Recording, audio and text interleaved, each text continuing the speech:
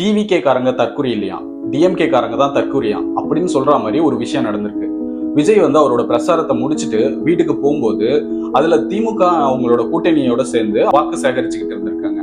அந்த டைம்ல இவர் போறத பார்த்துட்டு அங்க இருந்த திமுக தொண்டர்களும் அதோட கூட்டணி கட்சியோட தொண்டர்கள் எல்லாரும் பாஞ்சு ஓடி போய் விஜய்க்கு கை கொடுக்கறதும் அவருக்கு வந்து ஹாய் சொல்றதும் அது மாதிரி ரொம்ப சீரியஸா பண்ணியிருக்காங்க. திமுக தலைவர்கள் எல்லாருமே விஜயோட கட்சிக்காரங்களை தற்கொலைன்னு சொன்னாங்க. எதுக்காகனா அவங்கள ஒரு ஆர்கனைஸ்டா பிஹேவ் பண்ண மாட்டேங்கிறாங்க, அரசியல் நாகரீகம் இல்ல, அப்புறமா வந்து பொது இடத்துல மிஸ்பிஹேவ் பண்றாங்க, அதுக்கப்புறம் ஒரு கூட்டத்துக்கு மொண்டி அடிச்சுட்டு போறாங்க, அதனால உயிர் பலி எல்லாம் வருது அப்படிங்கிற பல குற்றச்சாட்டு. முக்கியமா ஒரு வண்டி போகும்போது பின்னாடியே பைக் எடுத்துட்டு ஃபாலோ பண்றாங்க, வண்டி பின்னாடியே ஓடுறாங்க அப்படிங்கிற கம்ப்ளைண்ட் எல்லாம் அவங்க மேல வச்சாங்க.